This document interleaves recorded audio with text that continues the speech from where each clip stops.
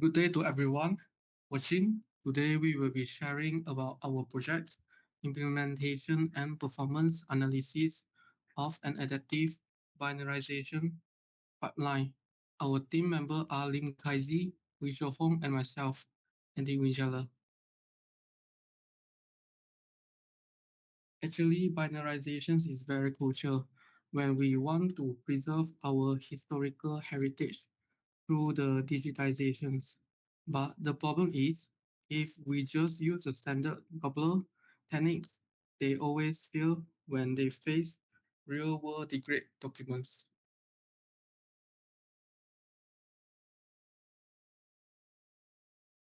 Here are the some of the summary of literature review.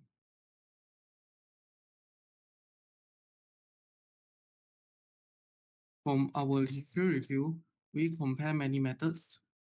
Well, Doppler methods are very strong, very fast, and they are not robust enough for noisy image. And we also look at model deep learning like GANs, generative adversarial network, and fit vision transformer. And they are powerful, yes, but they need a lot of GPU power and big data set. So we decide to build an efficient classical pipeline using the Sovola method that can still give higher performance and without the heavy hardware requirement. All it shows here is that Gobler method like to assume a simple bimodal distribution, meaning it expects a clear background and clear text. But in real life, a chief has thin, ink through and uneven lighting, and this causes the text to just merge into the background and making it unreadable for OCR. Hi, I'm Kaiji. So moving on to the how to of the experiment. So firstly, we start off with the objectives and scopes. So basically, we want to implement a multi-stage pipeline. So it's not just binarization alone.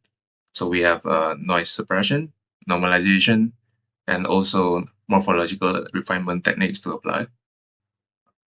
Here we actually use the HDIPCO 2018 dataset along with its ground truth images to benchmark our results. So as you can see from our system pipeline here, the flow starts with the image enhancements before we go into the thresholding methods. So here we actually take two paths. So on the left path, we apply the Soxhawk loss method, then apply morphological closing as well as area opening on it to clean up some residues. While the odd source is just primarily a static baseline. So after performing both of those, we then move into the performance analysis. So here from the pipeline just now, here are some of the techniques used. So for Gaussian filtering, it's very simple. Just we use it to smooth high frequency Gaussian noise, such as paper grain. And we use a 3x3 kernel to preserve the character edges because the character strokes are relatively thin. Then we apply Clahi to make sure that the images have a good amount of contrast. And the clip limit we use here is 1. So in terms of the binarization methods, we apply two techniques here, where we use the Savolas as the main method here. So the odd-source method is used as a baseline for the global thresholding method. And as we discussed just now, it actually fails when we have stain that overlap with the text. And as for Savola's method, we implemented it good. So as you can see here, it's basically we calculate the unit threshold for every pixel. So this is the mean and the standard deviation. So for the parameters, we use a window size. The window size is also the block or kernel size of 75 and the sensitivity of 0.3. And the R is set to 128 for a standard 8-bit grayscale. All right, onto the post-processing part. So For morphological closing, very simple. It's just dilation followed by erosion for our case. And we use it to connect the broken strokes. So we use a 5x5 elliptical shape, which has a radius of 2.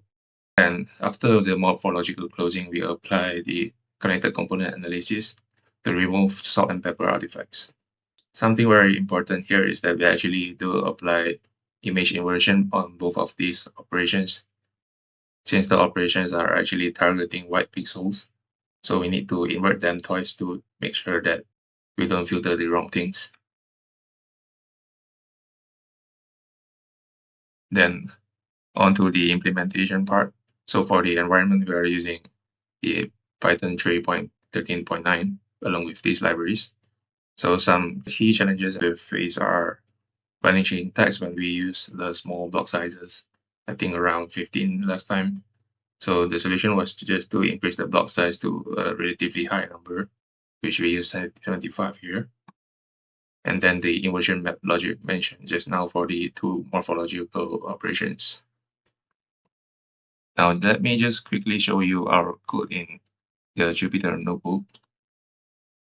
Right, so here at the top, we just extract the contents from the zip files for the dataset and the ground truth. Then we first start off with analyzing the density distributions.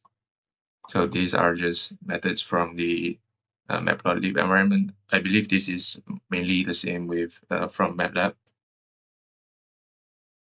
So here we plot out these 3 selected samples, which have different and distinct characteristics. And we understand like, oh, here there's a piece here, so that we know what to do next for our pipeline. Then here we define the enhanced image function if the Gaussian blur of kernel size of 3 times 3, and then declare here, as we mentioned, clip limit 1, and the standard target size is 8 times 8. Here we just visualize the preprocess the image enhancement techniques. So as we can see that here, Clay applied has effectively moved the range to be a wider scale.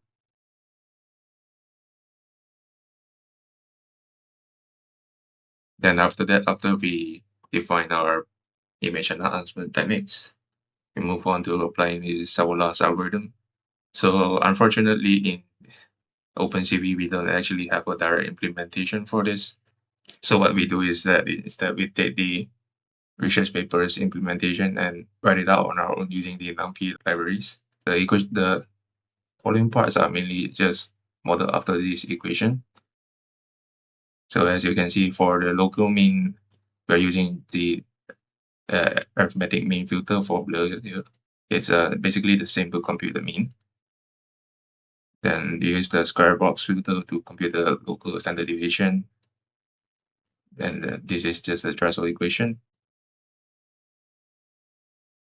And this is where we define the threshold. So if it's larger than the threshold, then only then you digit 1 or 0. So here we just apply the Savolas technique and visualize it. Then for post-processing, so here at the morphological closing, you can see that we invert twice before we apply the morphological operation. And this is where we define the ellipse structuring element. And this is the area opening technique. And same as well, so we have to invert twice. Then in between, we call the method from OpenCV for connected component analysis. So we use a connectivity of 8 here. So same, just visualizing with matplotlib. And then also global method, we are just mainly applying the libraries from OpenCV for this. So here you can see that we define the also threshold. So this is just visualization. Again, we'll cover this later. And this part is more important. So this is where we design our pipeline to measure. So we are actually using the scikit-learn, which is You might know it for machine learning, but it can also be used for measuring metrics here. So here, basically, this is a function for computing the peak signal to noise ratio using the mean square error here. And this is just for computing the metrics. So the F1 score here is basically the same as the F measure that we will talk about later. But basically, we define the entire pipeline in full here, including all the techniques above, according to the flowchart, and you just visualize it here. So here are some of the output, along with some of the visualizations. So moving back to the slides.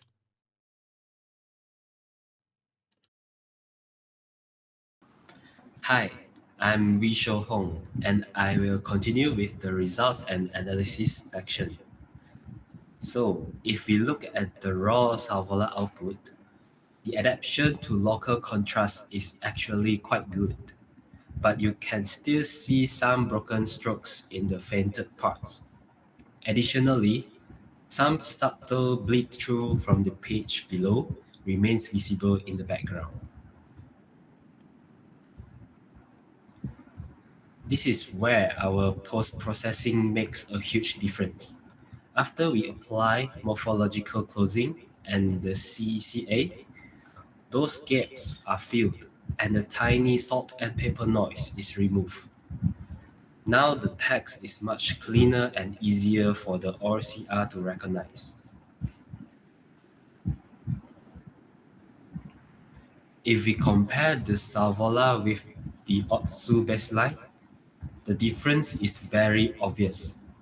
In sample 2, Otsu totally fails because it thinks the dark stains are the text, while our pipeline handles this much better. Now, looking at the numbers in the performance benchmark, our pipeline consistently beats the baseline. We achieved an F measure of 96.57% for Salvola, which is about 5% higher than Otsu. The biggest win is in the recall sector, where we got a 10% of gain, meaning that we preserve much more of the actual text strokes.